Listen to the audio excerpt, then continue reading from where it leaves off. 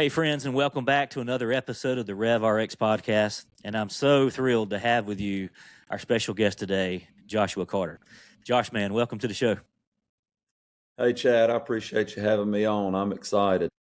Josh and I have known each other from Little League coaching.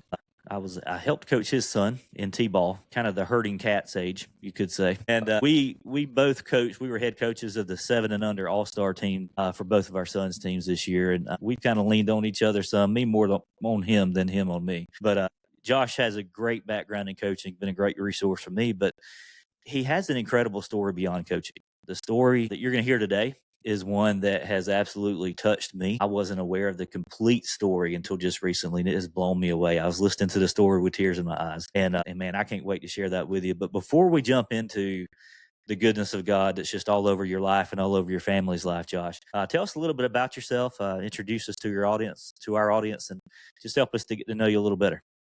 All right, Chad. Hey, again, thanks for having me on. I am originally from Brantley County, Georgia. I tell people Waycross because most people don't know where Nahunta, Georgia is. Yeah. I am a dad of 3 and a husband to Hope Carter, and I have been a lifelong educator. I teach at West Lawrence Middle School. I've coached a variety of sports throughout my time.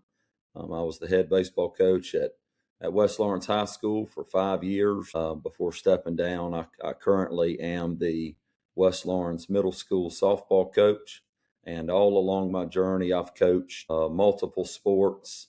But I love sports. I think they teach life lessons, and we live here in Lawrence County. We've been here for 10 or 11 years, and this is where we plan to stay, and we love it here. Great community here, and I'm excited to be on and excited to share our story, what God's done in our life. Yeah, and we've been in Lawrence County about the same amount of time, and we're transplants as well. But I'm really glad our paths have crossed, and I've just really always looked up to you and Hope, and realized that there's something special about you guys, and what it is this the incredible thing that God's been doing in your life for the last several years. Now, you'd mentioned that you met Hope and y'all got married. I'd love to hear kind of a little bit about how you met, and then you guys got married, and you wanted to have kids, but not immediately, right?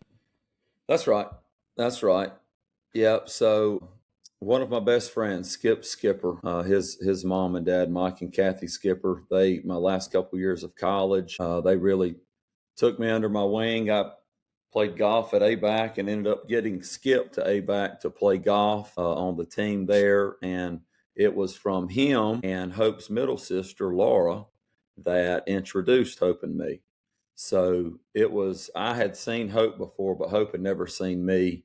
And it was a totally blind thing for her. So we met at her house. And so I met the whole family the first night, and I joked with Hope as our 16th anniversary is coming up here in a couple of days on June the 12th.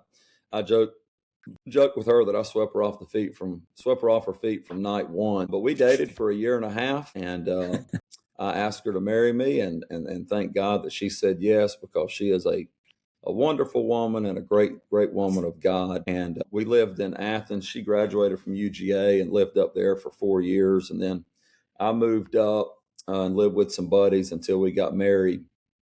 And then we stayed another 7 years. And she worked for the state FFA office there on campus. And I worked at 2 high schools. I was at Winder Barrow High School for 2 years, and I was the head baseball coach at Hebron Christian Academy for 3 years before we moved back to Lawrence County in 2015. And that was my reason for leaving, is that we had been married 5 years. And when Hope and I got married, I promised her that we would move back to her hometown before we started thinking about having kids. So she and I left 2 very successful jobs. When I left, we lost in Game 3 of the state championship.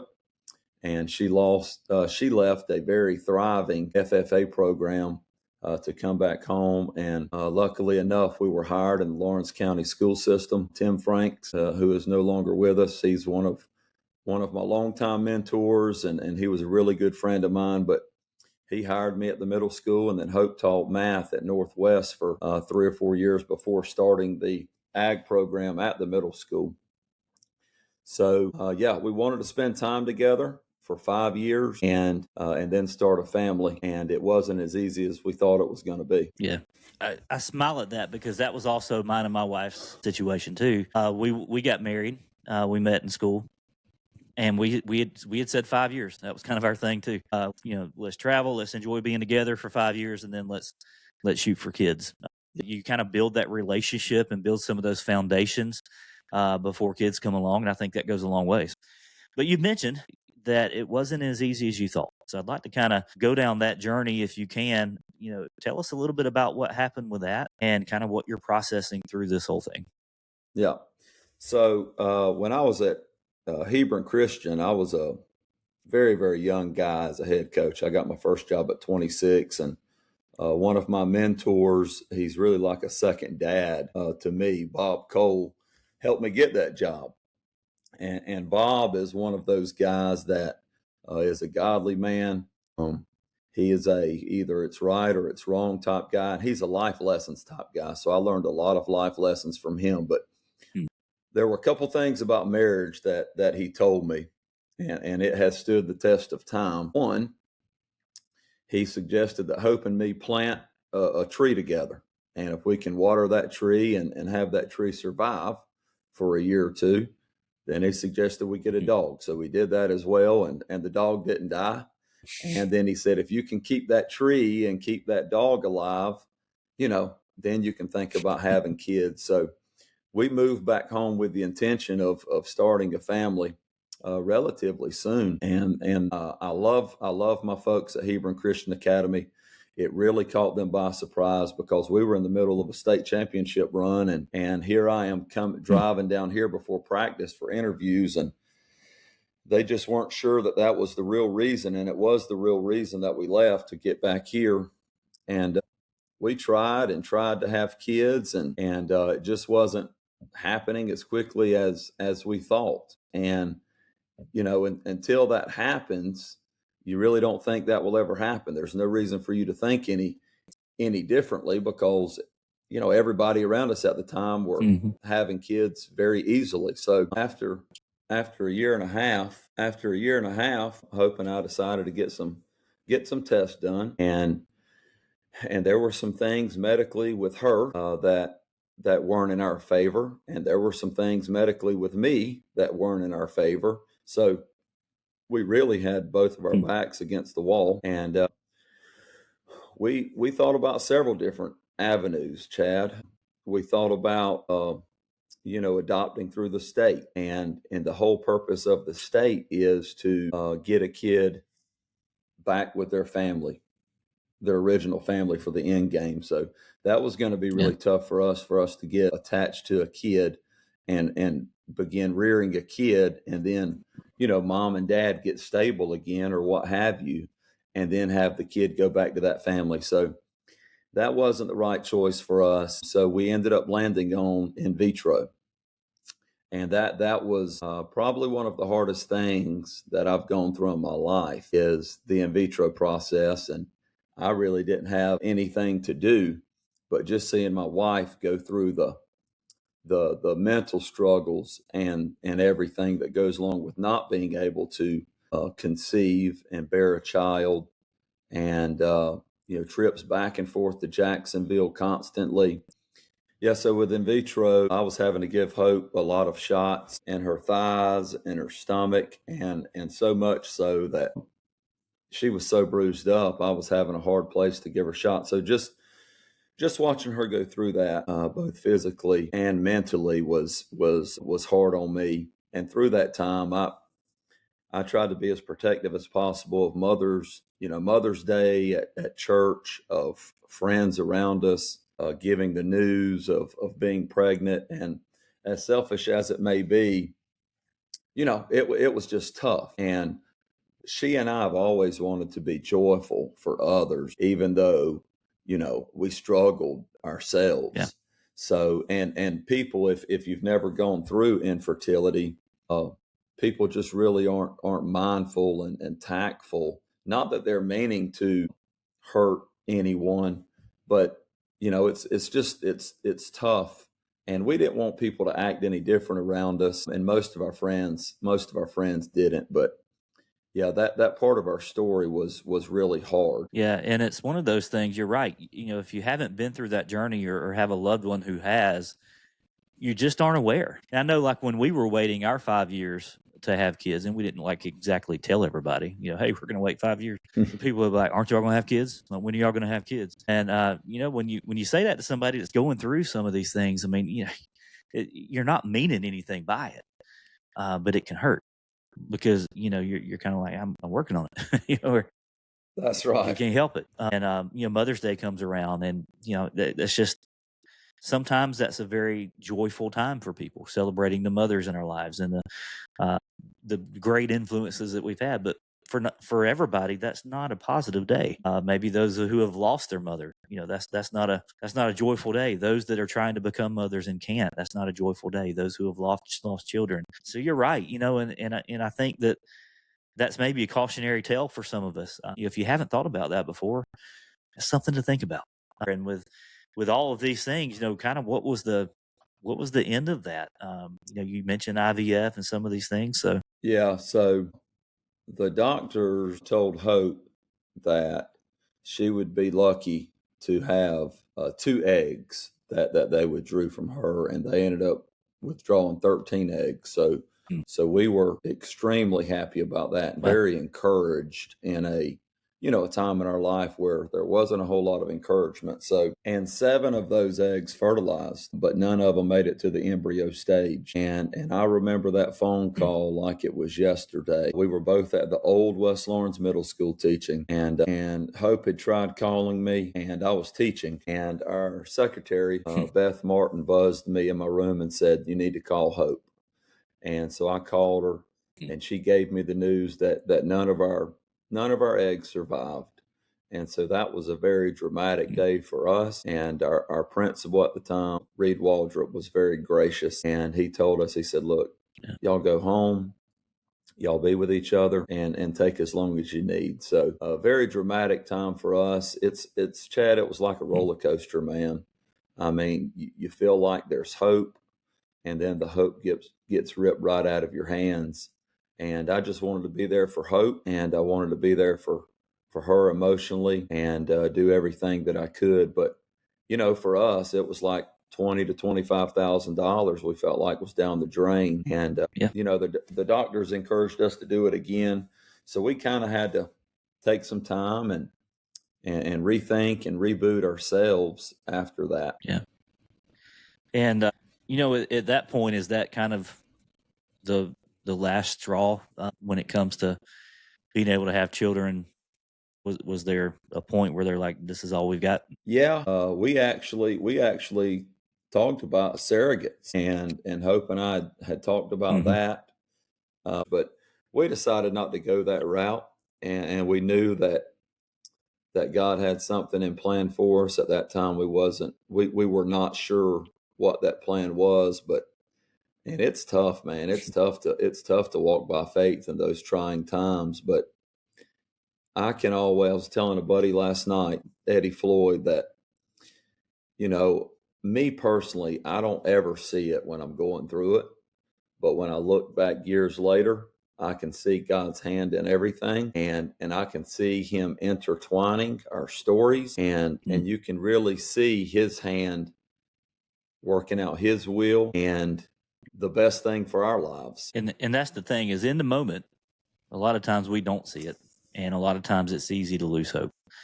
And that's the case in any situation. I think it's easy to lose hope when we don't see how this story is going to end, and it's not going the way we want it to go. This is not how I would have drawn up life at this point. And I don't know what's going on. And seeing the hand of God is a lot of times in retrospect as we look back. Now, as you begin to move forward, you begin to pursue adoption, right? And that's of course how we got Hatcher. And Hatcher's such a good kid, man. What a blessing he is. But tell us about Hatcher and how becoming parents through adoption kind of changed your plans for life, but then was able to kind of adapt to that and really thrive in that role as dad. Yeah, Chad. So we had no clue about adoption, and we had looked at different avenues. We decided to go private adoption through an open door adoption out of Thomasville, Georgia. And we were unaware of the cost, the expenses. Hatcher was about $50,000, and we wouldn't have been able to afford that on our own. Our family and our friends in this community raised a lot of money for us, and they really paved the way. Yeah. And had it not been for them, we would probably still be paying for Hatcher. So, adoption in itself is super, super heavy. Just the paperwork, and I've got a stack of all of Hatcher's stuff from day one of us going through the process, sitting in our safe in our room. Wow. But we went through that process. The case study for adoption is super, super heavy. It's almost like you're being interrogated 4 or 5 times by a caseworker, and you've got to make a life book of, you're trying to put your life into a book, and they show prospective moms this book, and ultimately that's how you're chosen, by the mom. So Gotcha. we were put in the adoption pool, I believe it was, Chad, in August of 2018, and we expected to wait, a year, 2 years, 3 years is typically a good waiting period. And we were in the adoption pool for less than 2 months, and I'll never forget it. I was leaving school, driving to Dublin to play a softball game, and I got the call. They had called Hope, and she didn't answer. I got the call, and man, I just broke down in tears because we had been chosen by a mom to be parents of her kid. So from that point, it was just utter celebration, man. And so we were able to meet Hatcher's biological mom before she gave birth to Hatcher, and that was good. And going through that process, there were just some red flags that we didn't know up until his birth if we were going to get him or not. But God had his hand on everything, man. And Hatcher was born on Thanksgiving Day, November 22nd, 2018. So he was truly a blessing to us, and he's still a blessing today. So he's 7 years old, and we're very biased, like a lot of parents, but he's a cool individual that's I feel like he's wise beyond his years, but he knows his story. I mean, he knows that his mom made a very selfless choice of giving him the ability to be adopted, and not choosing alternate routes for her pregnancy. And man, how thankful we are of that, and we're forever grateful to her and their family. Yeah. Well, and I've had the privilege of knowing Hatcher for a couple years, and man, what an incredible young man he is. And you guys have done a great job raising him. And man, like I'm feeling this story, man. I'm getting pumped for you. And that's been 7 years ago, but I'm still finding myself like, man, all right. That's right. Because there's just so much emotion there, from the hurt and the pain of the, of not being able to do it the way that you wanted to do it. And then, okay, well then God's really had his hand in this adoption thing. And so Hatcher's born, and you get him, and, hey, it seems as though, this isn't, adoption is not really a backup plan per se. Yeah. But we see here that, it might not have been your chosen method, but God had plans for Hatcher before he was born. And he laid that path ahead of him, and you guys were perfect for him. And so you're living life as the Carter family of 3. And from my understanding, there comes a time where you begin to realize, okay, maybe we want to be Carter party of 4. Talk to us a little bit about that and your decision to go through the adoption route again, and what was involved with that. Yeah. So, it was, I've just always had a feeling, Chad, that regardless of the medical impossibilities with my body and the medical impossibilities with Hope's body, and we're not getting younger at this point, but I've always had a hope and feeling that the good Lord will bless us with a child, and it never happened. And I've told Hope from the get-go, whenever we started down this journey, that if she wanted to adopt 4 or 5 kids, we may be broke as a joke, but whatever she wanted, I'm there for it. I'm gonna support her, and we're a family, Yeah. and we're on this journey together. So we did. We decided to go down the adoption path again. We went with an open door again, and this time it was a it was a much different experience in many ways. We had to go through the case study and had to go through everything again. They had gone up on their prices significantly, $5,000 to $10,000 more. And we waited and we waited and we waited. And in the adoption world, Chad, the more specific you are, typically the longer you wait. But Hope and I have always wanted to have a boy and a little girl. We don't always get to choose that, but that was one of our preferences, is that we would love to have a little girl, but we would take a little boy as well. So you're going to go through this journey again. You're looking for a little girl this time. There again, a lot of waiting, right? Tell us about how her day came and how you became a family of four. Yeah. So we're going on 2 years in the, year and a half, coming up on 2 years of waiting. And we were our patience was dwindling, Hope's in particular, and mine as well. So we were going to give it until October of, what would that be? October of 24. And we were going to close that chapter of our life. And we were going to be a Carter family of 3. And Hope had made peace with that, and I had made peace with that, but God had other plans. June the 2nd or 3rd, my coaches at the high school, my assistant baseball coaches and I were hosting our annual kids camp.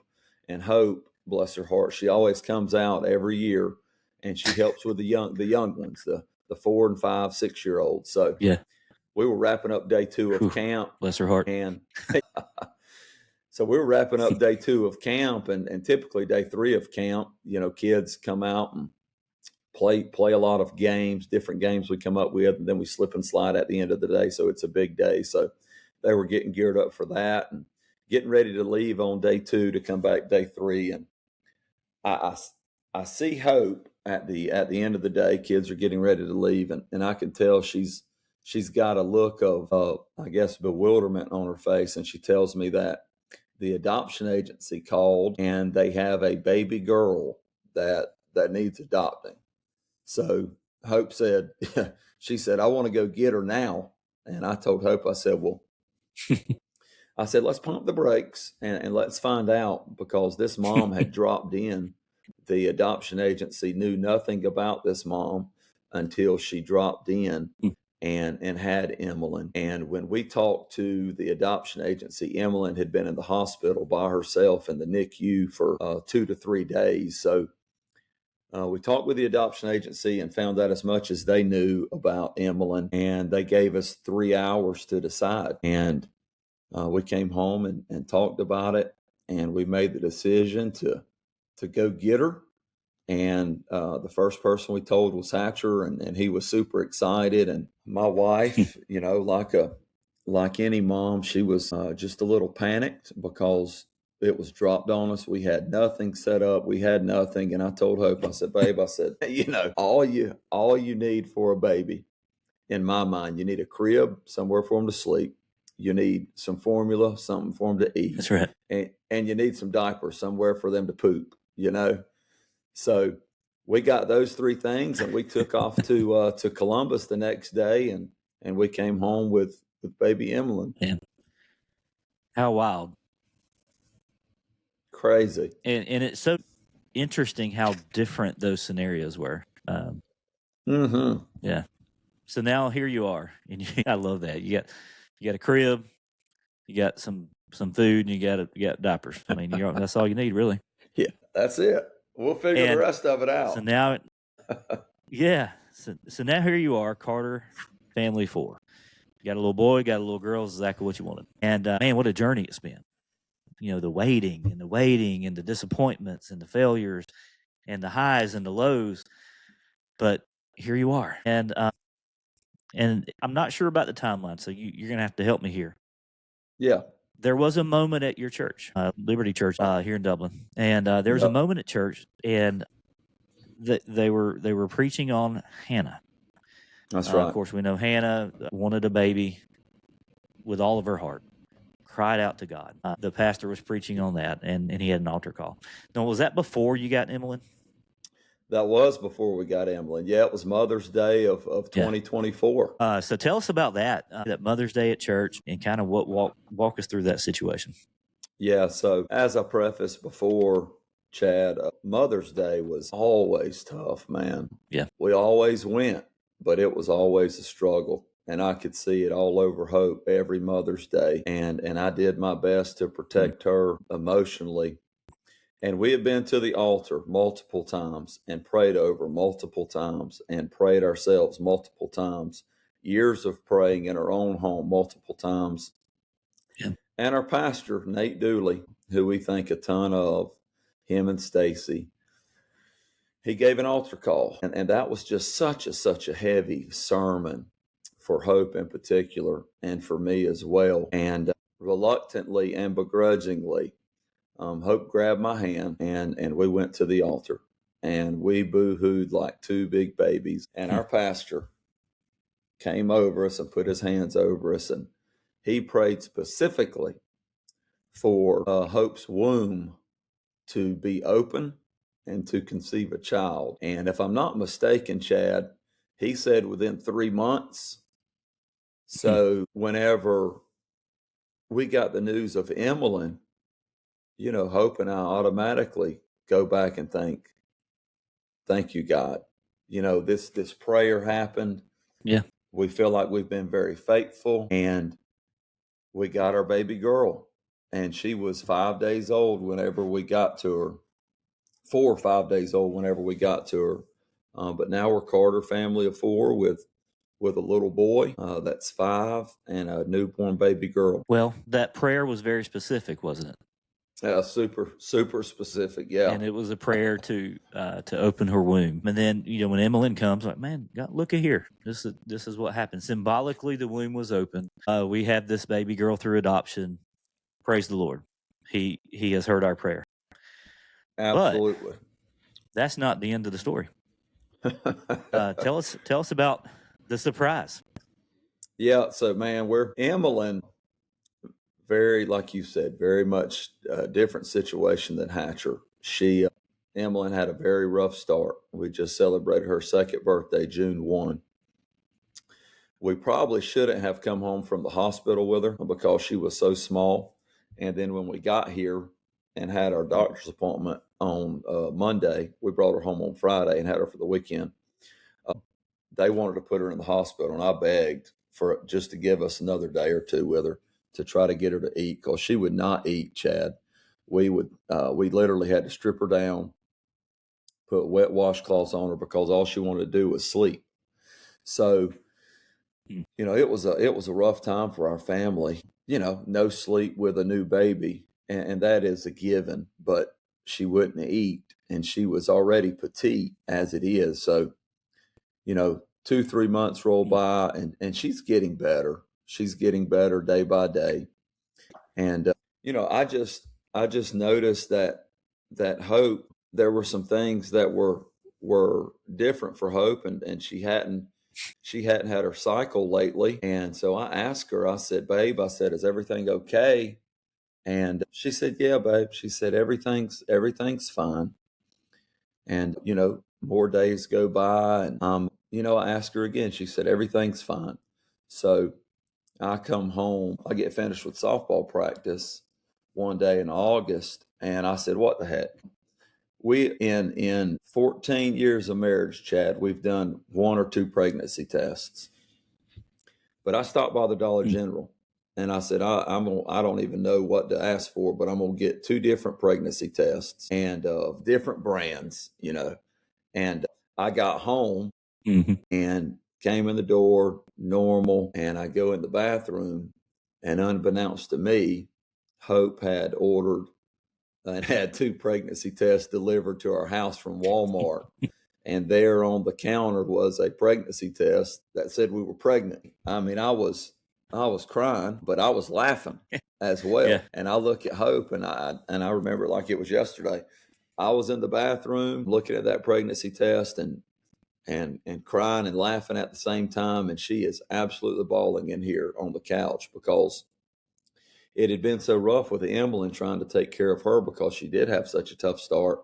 And now Yeah. we've got a newborn, and we find out that we've been pregnant after 10 years of trying. And I told her, I said, babe, that is some of God's irony and some of his humor. So Yes. it was tough, brother. It was tough around this house for a while because, now Hope thinks that we need to add on to the house and get a new car. And we're going from a new family of 4 to looking to a new family of 5. And, I look at Hatcher, and he's going through just as much or more change as we are, going from a single child to possibly one child of 3 within the next, 7 or 8 months. Tell me God doesn't have a sense of humor. So now, you mentioned in the beginning of the story, you're a dad to 3 kids. So you've got Hatcher, you've got Emalyn, and then tell us about the baby. Yep. So we've got Evie. She's about 14 and a half months old. So her and Emalyn are 10 months apart, and she's done great. She is truly, as is Hatcher and as is Emalyn. They are, and as is every child. I don't know how for the life of me that people can walk on this earth and believe there's not a God when all you have to do is look at humanity and look at everything that happens in a 9-month cycle to have a child born, and everything that that has to go right. And that's something that Hope and I struggled with so much, and we feared so much, Chad, that something was going to be wrong because it had taken us so long. And doctor's appointment after doctor's appointment, man, were great. Heartbeat was great. It was like we were 25-year-old couple having our first child. She was in such great health, and she's great. She is fantastic. She loves life. Emalyn has a great personality, and she's a fighter. She's very independent, and our son is a fantastic big brother. And those girls love him so much. And Hope and I still say, and Chad, honestly, when we're 80, we'll probably still say, we can't believe we have 3 kids with everything that we've gone through. That's right. Oh, man. That story is one of those only God stories. You could not have drawn that up in your wildest imagination, but God has been all over it. God's goodness is all over you, brother, all over your family. So as we reflect on that story, man, and what an incredible story it is, a couple truths come to mind for me. And it's truths you've lived out. You know them better than I do. But it's things we see in Scripture. Things like God is good even when the answer is not yet. There's this temptation, I guess, to kind of think that when God says no or when God says not yet, that he's withholding something from us. But realizing that God's delays are not his absence, that he's still working in the background beyond what we can see. And I see that in your story so strongly because there's so many different turns and so many different paths. And, like you said, it's hindsight. You can look back and see his hand in all of it. But in the moment, man, it's hard, isn't it? Man, it is. It really is. And Hope and I, multiple times in our life, I was wondering if I had done anything wrong in my life, and, to not be able to conceive. And Hope felt like many times she was being punished for something. And Chad, I'll be honest with you, man, and I've shared this with you before, but I really believe that had we not walked by faith and adopted Hatcher, and 5 years later, had we not walked by faith and said yes to that unknown phone call of adopting a baby girl whom we knew nothing about, I really believe if we hadn't adopted both of those, I really don't think we have Evie now. I think that was a reward of obedience from God for us taking two of his children under our wing. And we're just as blessed as they are to have them as our kids, and for them to have us as their parents. Thanks for sharing that, and for your transparency through all this. Oh yeah, brother. It's hard to be vulnerable sometimes with those things that matter the most, but I'm convinced, man, that the things that God does in our lives, that we're supposed to tell everybody else, and people will get encouragement from that. People may be on the verge of losing hope right now, but when they hear this story, they're like, you know what, God's not done with me either, and that's what it's about. But then I think about prayer. Man, what have you learned about the power of prayer through this process? I was just telling a buddy last night, referring back to Eddie Floyd again. Eddie and I are very, very good friends, and he shared with me many times that every single night that all four of his kids and his wife would get down and pray and beg the Lord for us to have a biological baby. And they did that fervently, and they did that consistently. And we had a great conversation last night as we were celebrating Emalyn's second birthday last night. But, I've heard it said many times before that prayer is a Christ follower's superhuman power. And I'll tell you, Chad, I don't pray nearly as much as I should. I go through spurts. I've done a lot better recently. I pray with our kids every night, and Hope prays with our kids every night. But it's important that we have our own personal prayer time as well.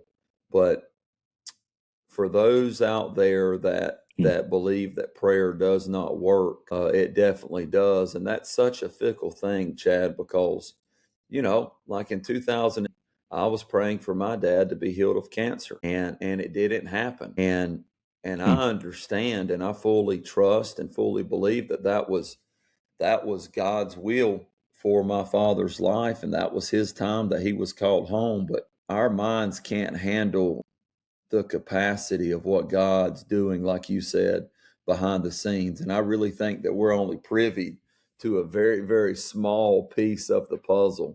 And it's for us to trust, right, and for us to have faith in what's going on. That's so good. And, I think we could all pray more, so there, I appreciate you sharing that, because I think that hits us where we are.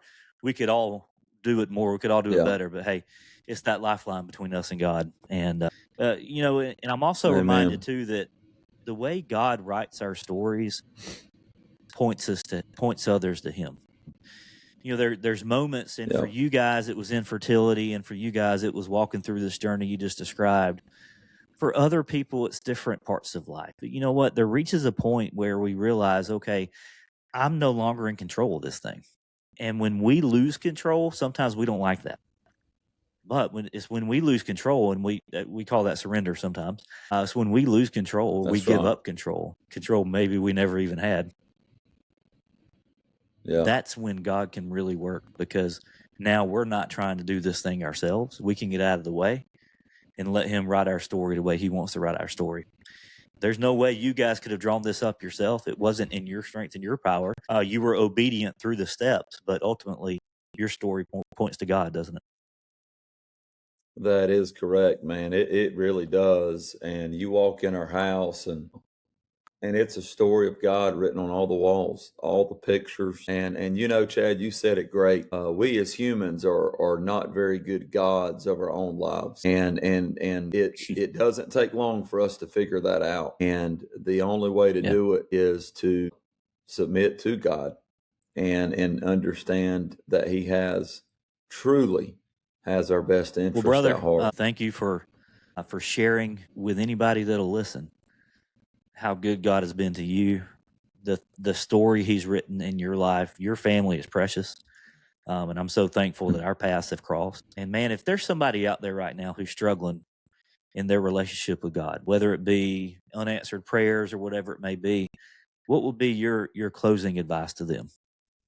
I would just say stick with it one more day. Just do it one more day. And every day you just do it one more day. I've heard people say that, and I truly believe that. If you do it one more day, and you keep doing it one more day, and you stay fervent, and you keep beating down the doors of heaven, I can promise you the good Lord's hearing you. The answer may not be what you want it to be.